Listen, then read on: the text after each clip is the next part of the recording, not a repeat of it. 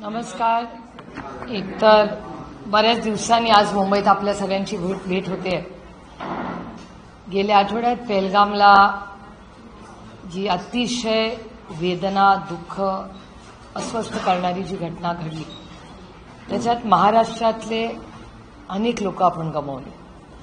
मी कालच माननीय मुख्यमंत्र्यांना पत्र लिहिलेलं आहे, ते ट्विट देखील केलेलं आहे मी. त्याच्यामुळे माझी अतिशय प्रांजळपणे महाराष्ट्राच्या माननीय मुख्यमंत्र्यांना विनम्र विनंती आहे की आपण 1 मेला महाराष्ट्रातल्या आपण गमावलेल्या जी कुटुंब आहेत ती ज्या जिद्दीने तिथून खाली आली, एकामेकाला मदत केली, बाकीच्यांना मदत करून सगळे एकत्र खाली आले, याच्यासाठी त्यांना नागरी शौर्य पुरस्कारांनी त्या कुटुंबांना 1 तारखेला आपण त्याची नोंद एक राज्य म्हणून घेतली पाहिजे. त्यांच्या दुःखात आपण अर्थातच सगळे सहभागी आहोतच.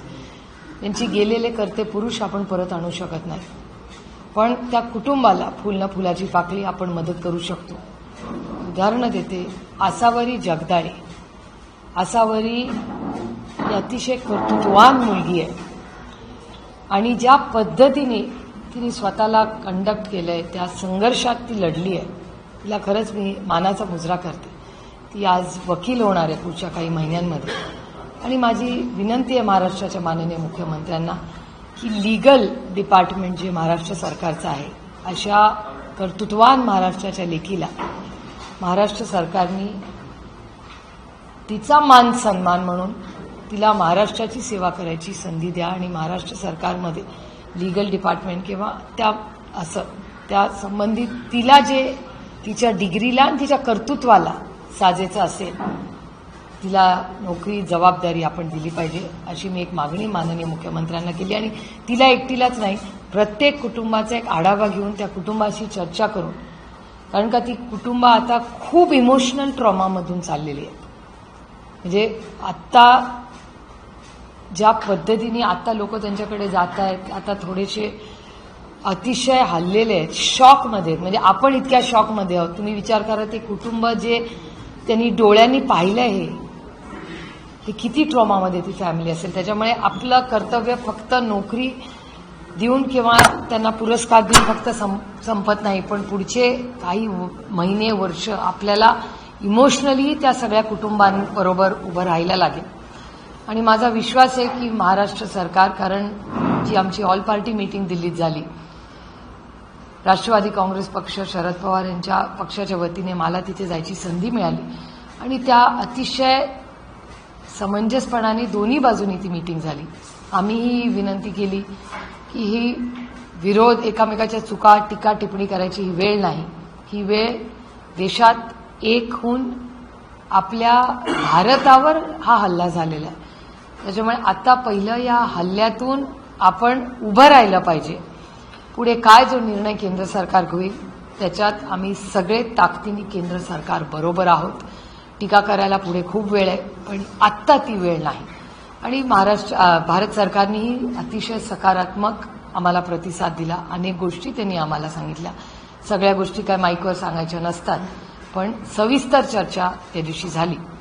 आणि माझा विश्वास आहे की भारत सरकार योग्य ती पावलं इथून पुढे टाकेल. पण महाराष्ट्र सरकारने या कुटुंबांना आपण पूर्ण न्याय तर नाही देऊ शकत, पण जेवढं आपल्याकडून जमेल तेवढं एक माणुसकीच्या नात्याने ह्या सगळ्या कुटुंबांसाठी आपण सगळ्यांनी मिळून केलं पाहिजे.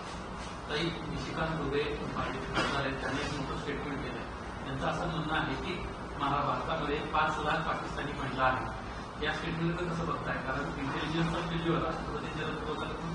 टीका व्हायला लागली. विरोधकांकडून नाही, आपण किरण रिजिजूंचं स्टेटमेंटही पाहिलं असेल. ते तुमच्या सगळ्यांच्या ANIनेच ते दाखवलेलं आहे. त्याच्यामुळे काही वेगळं मी म्हणत नाही. पण आता मला आता ही टीका करायची वेळच नाहीये. त्याच्यामुळे मी केंद्र सरकारवर आता टीका किंवा काही वेगळं बोलणार नाही. कारण आता आपण एक आहोत आणि आपल्या लोकांच्यासाठी आपण एकत्र राहिलं पाहिजे, भारतासाठी आपण एकत्र राहिलं पाहिजे. हा पहिला मुद्दा.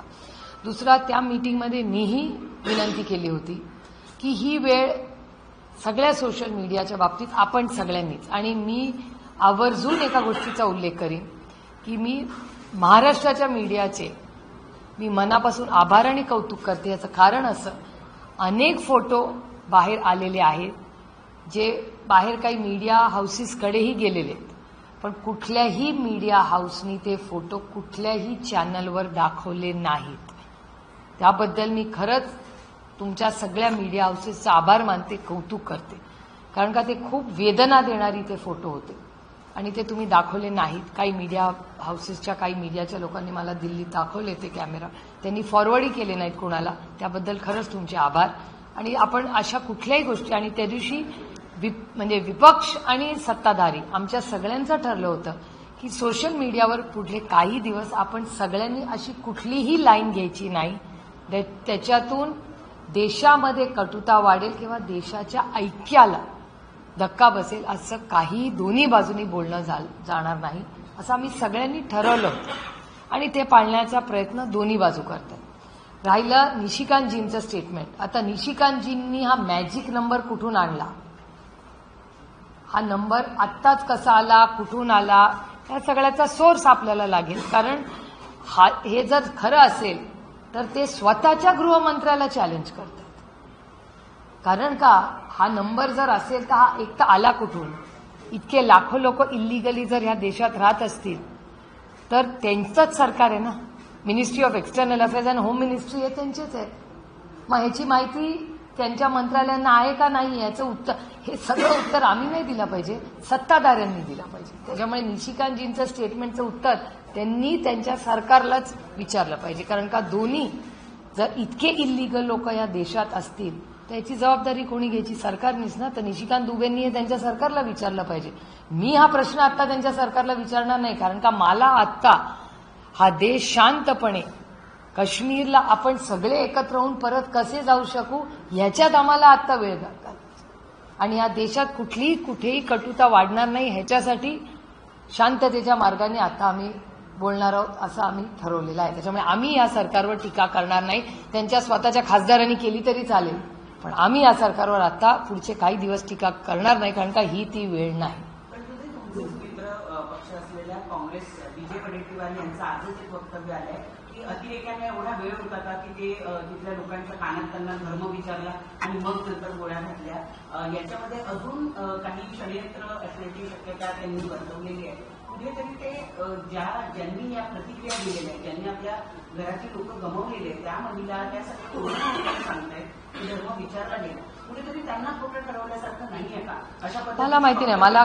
मला काँग्रेसची केंद्र सरकारची लाईन माहिती आहे. खडगेजी आणि राहुलजी त्या मीटिंगला हजर होते. ते त्या मीटिंगमध्ये त्यांचे उच्च नेते काय म्हणले, कारण का आम्ही सगळे एकत्रच होतो त्या मीटिंगला.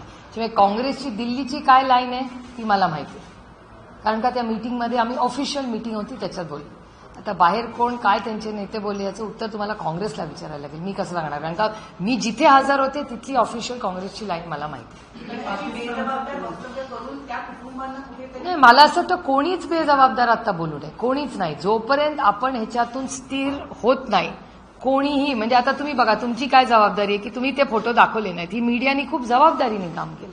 आमची जबाबदारी काय, आता टीका नाही करायची सरकारवर. म्हणून मी निशिकांत दुबेंच्या पण स्टेटमेंटवर मी आय रिपीट मायसेल्फ की आत्ता मी काही बोलणार नाही, कारण का आता तू मेघमेघ करायची वेळ नाही.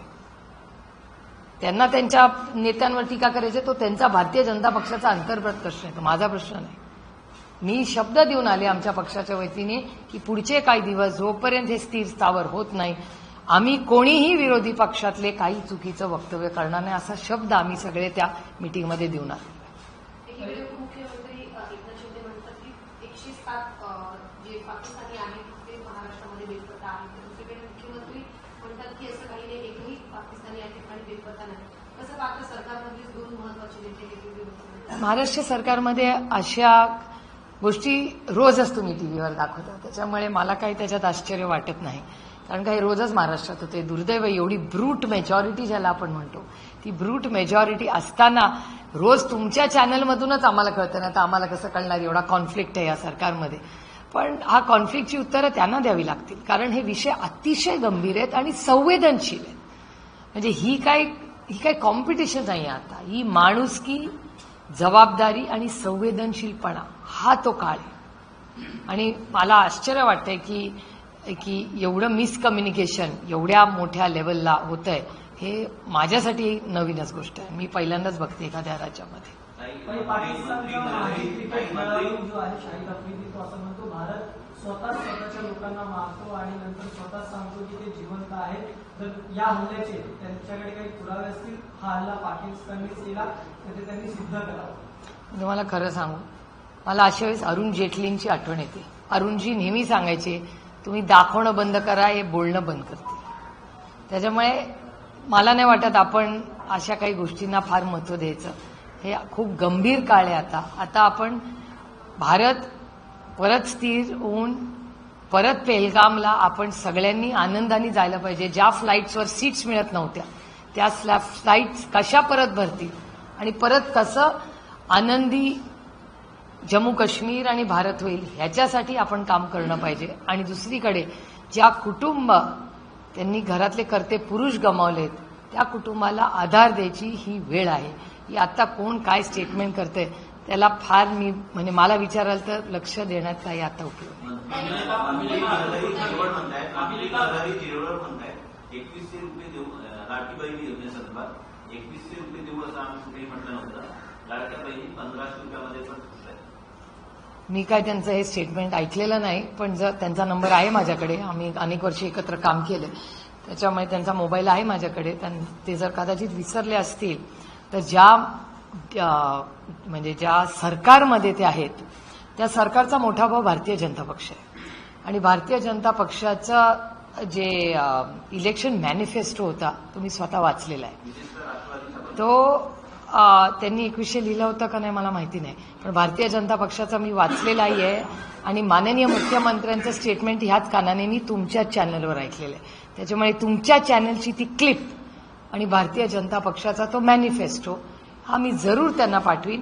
कारण का महिला भगिनींना ते 2100 रुपये हे त्यांचा जो मोठा भाऊ आहे त्या मोठ्या भावाच्या भारतीय जनता पक्षाच्या मॅनिफेस्टोमध्ये ते आहे. कदाचित त्यांना वाचनात राहून गेलं असेल. मी आजच थँक्यू तुम्ही सांगितल्याबद्दल. मी त्यांना लगेच व्हॉट्सअप करेन आज. कुलकर्णी सध्या पहिल्यामध्ये आहेत आणि ते फिरत आहेत. पुन्हा एकदा पर्यटकांना त्या ठिकाणी आलं पाहिजे, पुन्हा एकदा काश्मीर मूळ स्तरावर आला पाहिजे असे ते प्रयत्न करत आहेत. विरोधी पक्ष काही प्लॅन करतोय का तिकडे जाण्यासंदर्भामध्ये, भेट देण्यासंदर्भात, लोकांना अप्रोच करण्यासंदर्भात? नाही, एकतर मी अतुलजींनी केलेल्या जो प्रयत्न आहे, जो कॉन्फिडन्स देत आहे, त्यांचा काल शो पाहिला मी तुमच्या चॅनलवर, आणि ते ज्या पद्धतीने फोटोज ट्विट करतायत ते असं वाटतंय की इट्स बिझनेस ॲज युज्युअल. आणि एक कॉन्फिडन्स द्यायची गरज आहे. आणि तिथले अनेक लोक आहेत ज्यांचे आमचे 5-6 दशकाचे कौटुंबिक संबंध आहेत. असे लोक श्रीनगरमध्ये राहतात. आमचे काही अनेक फ्रेंड्स दिल्लीमध्ये राहतात ज्यांचे नातेवाईक तिथे आहेत. काही लोक मुंबईत राहतात. आणि मला असं वाटतं कधी ना कधी पुढच्या काही दिवसात आपण सगळ्यांनीच मिळून तिथे अर्थातच गेलंही पाहिजे, पण जात असताना आपण एकामेकाला धीर देऊन जायला पाहिजे. कालही अतुलजींचं स्टेटमेंट मी पाहिलं की घाबरू नका, दहशतवादाला घाबरू नका. आणि हे खरं आहे. मुंबईचंच तुम्हाला उदाहरण आठवत असेल, बॉम्बला शुक्रवारी झाला, सोमवारी मुंबई ऑन ट्रॅक होती. दूधवाल्यापासून स्टॉक एक्सचेंज उघडलं होतं 48 तासात. तेव्हा आदरणीय पवारसाहेब महाराष्ट्राचे मुख्यमंत्री होते. मग दूधवाला, तो पेपरवाला सगळे कामाला लागले होते 48 तासात. त्याच्यामुळे ही मुंबईकरांचं मी खूप कौतुकही करते की त्या काळात ज्या पद्धतीने मुंबई परत उभी राहिली. तसंच आपली नैतिक जबाबदारी आहे भारतीय म्हणून की आपले सगळे जे भाऊ बहीण आज जम्मू काश्मीरमध्ये राहतात त्यांनाही आधार देऊन आपण पुन्हा सगळ्यांनी तिथे जाऊन त्यांचं आयुष्य कोणीतरी बाहेरचे येऊन विस्कळीत करण्याचा, भीती दाखवायचा, आपल्या देशात अनुदानी करण्याचा हे जो प्रयत्न करतायत तो हाणून पाडायची जबाबदारी आज आपल्या सगळ्यांवर. काश्मीरमध्ये झालेल्या हल्ल्यानंतर केंद्र स्तरावरती काही महत्वाचे निर्णय काही घेण्यात आले होते. त्याच्यामध्ये जे पाणी पाकिस्तानला सोडलं जातं ते अडवलं जाईल अशा पद्धतीने विधान करण्यात आलं होतं. मात्र प्रकाश आंबेडकर यांनी असं म्हटलेलं आहे की पाकिस्तानचं जे पाणी आहे ते थांबवलेलं नाही असा दावा त्यांनी केला. मला नक्की माहिती नाही याची, त्याच्यामुळे मी बोलणं योग्य नाही. पण कारण तुमच्याच चॅनलवर काल अशी बातमी होती की तिथे इतकं पाणी सोडलंय की तिथे फ्लडिंग झालंय झेलमचं. त्याच्यामुळे नक्की पाण्याचं काय इश्यूज आहेत. आणि हरदीप पुरीजींचं पण एक स्टेटमेंट आलेलं आहे त्याच्यामुळे नक्की पॉलिसी लेवलला काय चाललंय, कारण का मीडियाकडून येतंय, भारत सरकारकडून काही ऑफिशियल स्टेटमेंट अजून आलेलं नाही. त्याच्यामुळे जोपर्यंत भारत सरकारकडून ऑफिशियल स्टेटमेंट येत नाही या काळात मला असं वाटतं थोडंसं कन्फ्युजन झालंय, कारण का काही ठिकाणी फ्लडिंग सांगितलं जातंय, काही ठिकाणी होईल. त्यामुळे मीडियामध्ये जे येतंय त्याच्यावरनं बोलणं हे ह्या काळात योग्य राहणार नाही, कारण का नक्की ड्राय होणार आहे का फ्लडिंग होणार आहे. त्याच्यामुळे जोपर्यंत ऑफिशियली भारत सरकार स्टेटमेंट करत नाही तोपर्यंत मला असं वाटतं काही दिवस माझ्यासारख्या लोकांनी फार याच्यावर बोलू नये, फॅक्ट्स जोपर्यंत बाहेर येत नाही. ताई, जवळ येत आहे मात्र अजूनही पालकमंत्री पदाचा तिढा सुटलेला नाही. नाशिक असो रायगड असो अजूनही पालकमंत्री पदाचा तिढा सुटले नाही. या 1 मेला तरी हा तिढा सुटेल येत्या 2 दिवसात. मी तुम्हाला खरं सांगू का, मी आधीही बोललेले आहे, पालकमंत्री हे इतकं मोठं म्हणजे जणू काय ते मुख्यमंत्र्याचा पदासारखा एवढी त्याची चर्चा होते. अनेक वर्ष आम्हीही सत्तेत राहिलेलो आहोत. त्यामुळे पालकमंत्र्यावर एवढी चर्चा मी पहिल्यांदाच खरं तर पाहते. त्यामुळे त्या पालकमंत्री पदामध्ये ऍडमिनिस्ट्रेशनमध्ये किती इम्पॅक्ट होतो, काय होतो हे मला फारसं काही सांगता येणार नाही त्याच्यावर इम्पॅक्ट किती होईल. पण आता एका पालकमंत्री पदावर आता we are bigger fish to fry. मला विचाराल तर आता महाराष्ट्र आणि भारतासमोर किती मोठी आव्हान आहे. इकॉनॉमिक डिस्ट्रेस चाललाय, आपली ग्रोथ. आता अमेरिकेचं तुम्ही जर स्टेटमेंट पाहिलं असेल, पहिल्यांदा आपल्याबरोबर ट्रम्प सरकारने आपल्याला सपोर्ट केला, नंतर पुढे काय करणार ह्याच्यावर आता ट्रम्प ऍडमिनिस्ट्रेशन आपल्याला किती मदत करणार ह्याची आपण वाट बघतोय अजून. त्याच्यामुळे या खूप सिरियस विषय आहेत. Plus economic crisis. तुम्हाला आठवत असेल महाराष्ट्र सरकारने मॉनिटायझेशन ऑफ लँड म्हणजे जमिनी विकण्यासाठी मॉनिटाईज ज्याला म्हणतात इंग्रजीमध्ये, मॉनिटाईज करायचं धोरण केलंय. त्याची हाय लेवल मीटिंग केलेली आहे. त्यामुळे मला विचाराल तर 2 पालकमंत्र्यांचं काय होण्यापेक्षा आज महाराष्ट्र आणि भारताची economic policy, economic situation, fiscal deficit management आणि फिस्कल पोझिशन काय आहे हे अतिशय मला महत्वाचं वाटतं. काही विषय महत्त्वाचे म्हणतायत मात्र त्याच विभागातले मंत्री असतील ते एकमेकांवर स्टेटमेंट्स पास करतायत, कुरघोड्या करतायत, इतर गोष्टींकडे लक्ष देण्याऐवजी लोक पर्सनल वॉर त्यांचं सुरू झालं. हे बघा, हे सगळे प्रश्न ना माननीय मुख्यमंत्र्यांना विचारा. That is his team. ती त्यांची टीम आहे. त्यांच्या टीम मधले 2 लोक एवढं देशामध्ये राज्यामध्ये क्रायसिस चालू असताना जर वाद होत असतील असं तुम्ही म्हणताय तर हा प्रश्न तुम्ही माननीय मुख्यमंत्र्यांना विचारला पाहिजे. ईडीसारख्या महत्वाच्या कार्यालयामध्ये खरं तर काल आग लागली. 10 तास आग जी आहे ती भिजलेली नव्हती.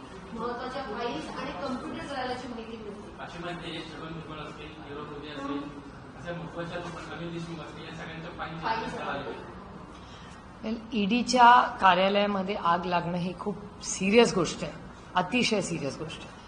आणि त्याच्यात कुणाच्या फाईली जळाल्या नाही जळाल्या माहिती नाही, पण एक तर एरिया तो क्राऊडेड नाही. माझा पहिला बेसिक सेफ्टी प्रश्न आहे की जिथे पार्किंगचा प्रॉब्लेम नाही, जिथे गर्दी नाही, तिथे मोठा ब्रॉड रस्ता आहे, तिथे आग लागल्या लागल्या कितव्या मिनिटाला आगीचा बंब पोचला. बाकी तर मुंबई झोपलेली होती, शांत होती. मग ती आग पहिल्या अर्ध्या-पाऊण तासामध्ये अर्ध्या नाही, पहिल्या 10-15 मिनिटातच बंद व्हायला पाहिजे होती. ती इतका वेळ चाललीच कशी? वर्तमानपत्रात आज आहे की ती पहाटेपर्यंत चालली. इतकी आग लागलीच कशी? मग या बिल्डिंगमध्ये काही फायर सेफ्टी नाही का? ती सरकारी बिल्डिंग असेल, आमच्याकडे एक फायर सेफ्टीचा नॉर्म कुठल्याही बिल्डिंगमध्ये आला तर एवढ्या मोठ्या नोटिसेस आणि आम्हाला पैसे भरावे लागतात. आणि चांगली गोष्ट आहे, आय एम हॅपी टू पे, कारण का आपल्याकडून सेफ्टी फर्स्ट, सुरक्षितता ही सगळ्यात महत्वाची आहे. एका सरकारी बिल्डिंगमध्ये मग ऑडिट झालं नाही का, फायर ऑडिट झालं नाही का त्या बिल्डिंग? एवढी महत्वाची ईडीची बिल्डिंग, तिथला फायरची पोझिशन काय आहे, तिथे आगीचा बंब उशिरा गेलाच कसा, असे महत्वाचे कागद. आणि तुम्हाला कसं माहिती ह्या 4-5 लोकांचे कागद जळाले? मग याची बॅकअप आहे का? एवढं डिजिटल जग झालेलं आहे. मग डिजिटल तुमचा साधा मोबाईल हरवला तर तुम्हाला त्या क्लाउडमधून माहिती मिळते. मग जर एवढं टेक्नॉलॉजी आणि एआय आणि काय काय चालू आहे, मग या फाईल जळाल्या तरी त्याचा बॅकअप असला पाहिजे ना. आणि नसला त्याची बी शॉकिंग. म्हणजे एक तर आग कशी लागली, विझवली का नाही गेली वेळेत, या बिल्डिंगचा सेफ्टी ऑडिटची अकाउंटेबिलिटी कोण घेणार? बीएमसीला याची उत्तरं द्यावी लागतील.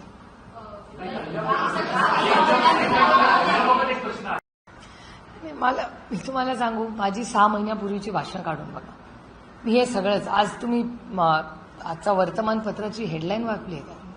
आज पाण्याच्या शेतकऱ्यांच्या पंपाबद्दल केवढी मोठी बातमी आज आलेली आहे. ज्या पद्धतीने महावितरणाचा तो मोठा विषय काढलेला आहे सरकारने, आता नक्की सरकारच्या मनात काय हे मला सांगता येणार नाही, पण दुर्दैवाने इलेक्शनच्या लोकसभेच्या नंतर आणि विधानसभेच्या आधी सरकारने घेतलेले निर्णय आणि त्याच्यानंतरच्या त्यांच्या 100 दिवसामध्ये त्यांनी केलेले अनाउन्समेंट कृती ह्याच्यात कंप्लीट मिसमॅच आहे.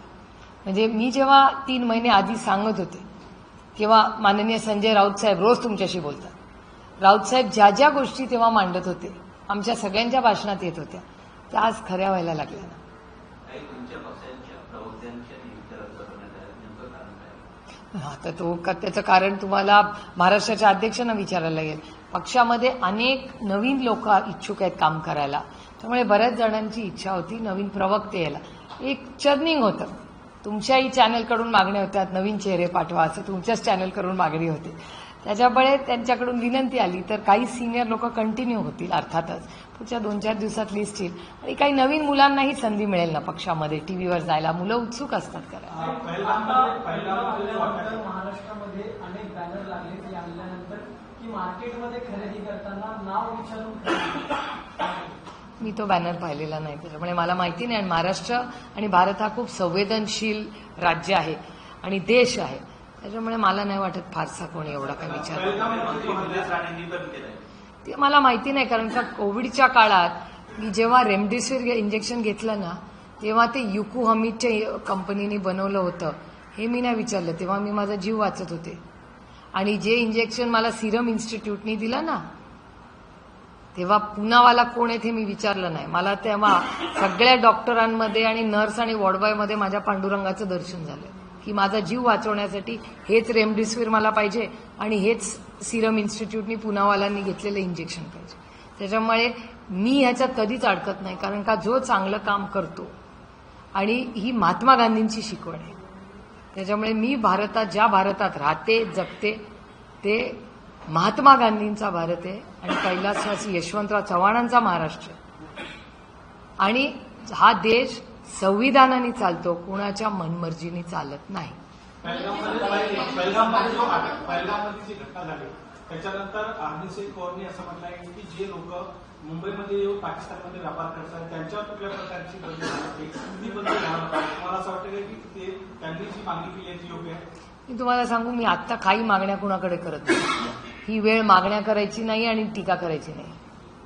ही वेळ महाराष्ट्र भारत ज्या कुटुंबातले करते पुरुष गेलेले आहेत, ज्या जम्मू काश्मीरमध्ये आपले जे भारतीय लोक आहेत, जे व्यवसाय करतात, जे कार्पेट्स बनवतात, शाली बनवतात, टुरिझम करतात, त्या सगळ्यांसाठी आता आधार द्यायची ही वेळ आहे. ही आता राजकीय कुठलीही कॉमेंट करायची वेळ नाही. 15 दिवस जाऊ द्या, देशातलं सगळं स्थिर होऊ द्या. आम्ही केंद्र सरकारला शब्द देऊन आलोय की आम्ही विरोधात काही बोलणार नाही. आता ही टीका टिप्पणी करायची वेळ नाही. हा देश एक राहण्याची आणि ताकदीने भारतावर हल्ला झालाय त्याच्या विरोधात लढायची ही वेळ आहे. संजय गायकवाड हे स्वतःच्या पक्षाचे आमदार आहेत. महिन्याचा कालावधी दिलेला आहे तरी सुद्धा त्यांच्या नावाची पाटी, धनंजय मुंडे यांच्या नावाची पाटी आपल्याला मंत्रालयात दिसते. हे प्रश्न तुम्हाला माननीय मुख्यमंत्र्यांना विचारायला लागेल की त्यांच्या मंत्र्यात पाट्या कशा लागल्या जातात, तुम्हाला माननीय मुख्यमंत्र्यांना विचारायला लागेल. म्हणजे मला आश्चर्य वाटतं की तिथे पाटी लागलेली आहे अजून, पण हा प्रश्न तुम्हाला it shows the efficiency of the government. माजी सरकारमध्ये संजय गायकवाड नावाचे एक आमदार आहेत. त्यांनी स्पष्टपणे गंभीर आरोप सरकारवर केला आहे की खास करून पोलिसांवर आरोप केला आहे. 50 लाख रुपये जर सापडले छाप्यामध्ये तर ते केवळ 50,000 रुपये दाखवतात. अशा पद्धतीचा गंभीर आरोप केला. त्यानंतर त्यांच्यावर गुन्हा देखील दाखल झालेला आहे खात्यानं. परंतु संजय गायकवाड हे तो बोलत असताना या प्रकरणाची चौकशी केली गेली पाहिजे अशी कुठंच मागणी कुणाला पाठवतात. गृहमंत्री फार नाराज दिसते याबाबत. एक तर तुम्हाला सांगू, मला महाराष्ट्राच्या पोलिसांचा सार्थ अभिमान आहे. मी जेव्हा जेव्हा दिल्लीत भाषण करते किंवा मला संधी मिळते तेव्हा मी आवर्जून याचा उल्लेख करते की या देशातले सगळ्यात चांगले पोलीस कुठल्या राज्यात आहेत तर ते तुमच्या आणि माझ्या महाराष्ट्रात आहेत. आणि महाराष्ट्रातल्या पोलिसांमुळे आज आपण सगळे सुरक्षित राहतो. आणि प्रत्येक कुठल्याही कामामध्ये एखादा त्या समाजातल्या म्हणजे एखादा राजकारणी असेल, एखादा मीडिया असेल, एखादा वकील असेल, एखादा डॉक्टर असेल, एखादा पोलीस असेल, एखाद्याची चूक झाली म्हणून सरसकट सगळेच वाईट आहेत, सगळेच. मला असं वाटतं ही असली विधानं करणं हे कुठल्याही पब्लिक लाईफमध्ये असणाऱ्या आमच्यासारख्या कुठल्याही व्यक्तींनी थोडंसं त्याच्यावर भान ठेवलं तर संयुक्तिक राहील असं मला वाटतं. नवी मुंबईमध्ये गुरुनाथ चिंचकर आत्महत्या प्रकरणात त्याला एक माहिती समोर येते की पोलीस कर्मचारी जे आहेत सचिन भालेराव यांचं ड्रग्ज रॅकेट जे आहे ते त्या ठिकाणी चालवत होते आणि 2 पोलीस कर्मचाऱ्यांना तर सध्या ताब्यात घेतलेलं आहे. मला असं वाटतं त्याची इन्क्वायरी अर्थातच झाली पाहिजे. ड्रग्ज हा एक खूप गंभीर विषय आहे आणि मी अनेक वेळा माननीय मुख्यमंत्र्यांनाही विनंती केली आहे की ड्रग्जच्या बाबतीत जर तुम्ही ताकदीने लढणार असाल तर ह्या सरकारबरोबर ताकदीने आम्ही ड्रग्ज मुक्त महाराष्ट्र करण्यासाठी आम्ही ताकदीने त्यांना सहकार्य देऊ. तर ड्रग्जच्या बाबतीत जसं टेररिझमबद्दल आतंकवादाबद्दल 0 टॉलरन्स असला पाहिजे तसं ड्रग्जच्या बाबतीतही 0 टॉलरन्सच असला पाहिजे कुठल्याही सरकारचं, मग आमचं असू दे किंवा त्यांचं. ओके, चला, थँक्यू. कई स्थिति का आतंकवादी उसके बाद जो पीड़ित परिवार वो छोटा ग्रुप आपने उन्हें गारंटी अवार्ड देने की बात की. 1 मई को महाराष्ट्र दिन है. मेरी बड़ी विनम्रता से मैंने महाराष्ट्र के माननीय मुख्यमंत्री जी को विनती की है कि वो जो फैमिलीज है, मैं उदाहरण में आपको बोलूँ एक कि उनके घर में जगदाड़ी जी की बेटी है, जिस तरह से वो लड़ी है, जिस तरह से मैंने उसको टीवी पे उसके इंटरव्यूज देखे हैं, ये योद्धा ही है ना, और क्या है. जिस तरह से वो बेटी लड़ी है, माँ का ख्याल उसने रखा था, जिस तरह सबको लेके वो नीचे आई, उसके आँख के सामने जो है वो ट्रॉमा वो बच्ची शायद कभी भी भूल न पाएगी. तो ऐसी लड़की हमारी बेटी को, उसका और उसकी फैमिली का, सारी जो फैमिलीज है महाराष्ट्र की, सबका मान सम्मान होना चाहिए. 1 मई को उनको नागरिक शौर्य पुरस्कार से सम्मानित करना चाहिए और उस हर फैमिली में, जैसे आसावरी जगदाड़े का मैंने कहा कि उसका मान सम्मान करके महाराष्ट्र में वो वकील बन रही है, क्यों ना उसको हमारे लीगल सेल में महाराष्ट्र सरकार में उसको एक जिम्मेदारी दी जाए. क्योंकि उनके पापा को हम वापस नहीं ला सकते, लेकिन उस फैमिली के साथ हम खड़े तो रह सकते हैं. और महाराष्ट्र ने पूरी ताकत से हर फैमिली के साथ सरकार में खड़ा रहना चाहिए और हम सब ने उनको साथ देना चाहिए. कई आप परिवारों को सम्मान की बात कर रहे हैं, लेकिन आपके के सहयोगी कांग्रेस नेता बड़ी बार कहीं उन्हें अपमानित करते नजर आते हैं जब वो सवाल खड़े करते हैं कि कोई घटनाक्रम हुई नहीं, बल्कि ये कहीं बीजेपी की प्लानिंग है कि आतंकवाद में कर. और उसमें एक और चीज जोड़कर वो कहते हैं कि आतंकवादियों के पास इतना टाइम कहाँ था जो धर्म पूछते वो हमला कर. मुझे कांग्रेस की लाइन पता है क्योंकि मैं जब ऑल पार्टी मीटिंग में गई थी वहां राहुल जी और खड़गे जी दोनों उपस्थित थे. कांग्रेस की लाइन जो थी वहां ऑफिशियल लाइन मैंने सुनी है. आज का स्टेटमेंट मैंने न सुना है न पढ़ा है, इसका जवाब कांग्रेस ही दे सकती है. लेकिन कांग्रेस के वरिष्ठ नेता क्या सोचते हैं वो पूरी हमारी ऑल पार्टी मीटिंग में बात हुई थी और हम पूरी ताकत से, ये तू मैं करने का वक्त नहीं है, हम पूरी ताकत से, हम विपक्ष, पूरा विपक्ष एक है और भारत सरकार के साथ अब विपक्ष खड़ा रहेगा क्योंकि ये हमला भारत पे हुआ है और भारत पे हमला जब होगा तो हम कोई भी सरकार हो उसके साथ भारत के लिए खड़े रहेंगे.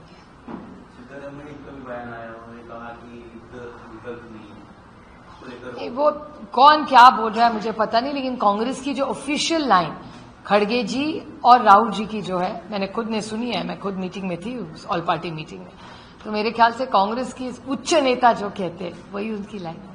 महाराष्ट्र में पाकिस्तानी नागरिकों को लेकर अलग अलग बयान आ रहे हैं, सीएम डीसीएम के अलग अलग नंबर्स आ रहे, ये इसका जवाब सीएम और डीसीएम ही दे सकते क्योंकि ये टिक्का टिप्पणी करने का वक्त नहीं है, ये मतभेदों का वक्त नहीं है, ये अमन चैन लाने का वक्त है. और हम सब की जिम्मेदारी है कि जो घटना, जो इतनी बड़ी हत्या, इतना बड़ा हमला जो जम्मू कश्मीर में हुआ है उससे संभल नहीं पा रहे लोग, उनको हम सब ने एक दूसरे का हाथ पकड़ के वहां जाना चाहिए. और महाराष्ट्र और भारत में जो भय का वातावरण है उसमें से हम फिर से खड़े रहेंगे और हम सब एक दूसरे भारत के लिए साथ एक दूसरे का देंगे.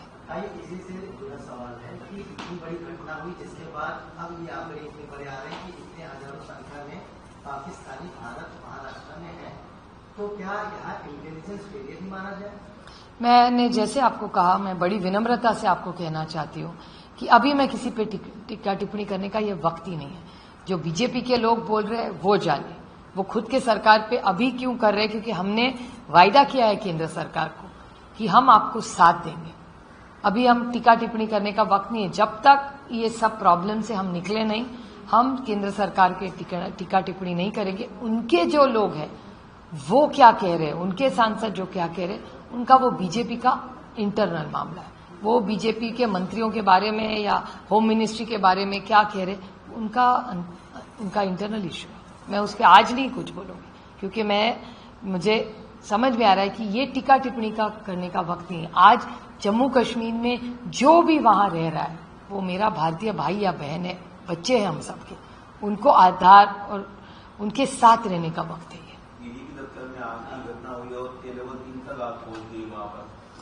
मुझे एक समझ में नहीं आ रहा है, और मैं बीएमसी से एक सवाल पूछना चाहती हूँ कि ईडी ये एक सरकारी दफ्तर है। एक सरकारी दफ्तर में फायर ऑडिट नहीं होता है। महाराष्ट्र की हर बिल्डिंग में फायर ऑडिट का एक पेपर कम ज्यादा होता है तो उसको नोटिस आ जाती है, उसको इतना बड़ा टैक्स लगता है। तो ये ईडी की इतनी महत्वपूर्ण बिल्डिंग में क्या फायर ऑडिट नहीं हुआ था? और मैं पूछना चाहती हूँ, आप सब वो ईडी के बिल्डिंग में बहुत बार जा चुके, मैं भी जा चुकी हूँ, और तब वहां जब हम जाते हैं उस एरिया में, वो पूरा कमर्शियल एरिया है, बड़े चौड़े रास्ते हैं वहां।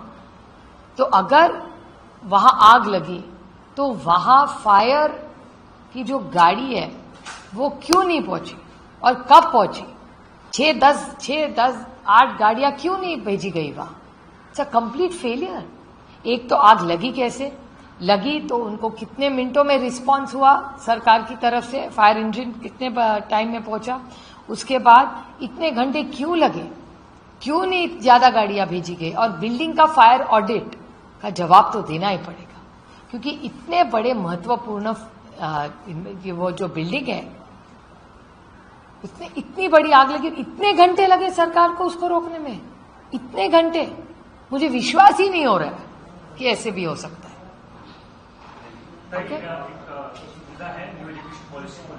किसके पॉलिसी? न्यू एजुकेशन पॉलिसी को लेकर क्लास 7 की जो हिस्ट्री बुक्स हैं उसमें जो मुगल सल्तनत है उनका हिस्ट्री निकाल दिया गया। उसके बदले मेक इन इंडिया, महाकुंभ और बेटी बचाओ बेटी पढ़ाओ जैसे करिकुलम्स इंक्लूड किए गए। आप इस केस में क्या किस प्रकार के एजेंडा को पुश करने की कोशिश की जाए? ये बहुत दुख की बात है कि महाराष्ट्र सरकार ने मजाक बना लिया है शिक्षा का। महाराष्ट्र में पहले भाषा पे लड़ाई हुई, फिर बोर्ड्स पे लड़ाई हुई, फिर मराठी भाषा का क्या होगा, हमारे एसएससी बोर्ड का क्या होगा।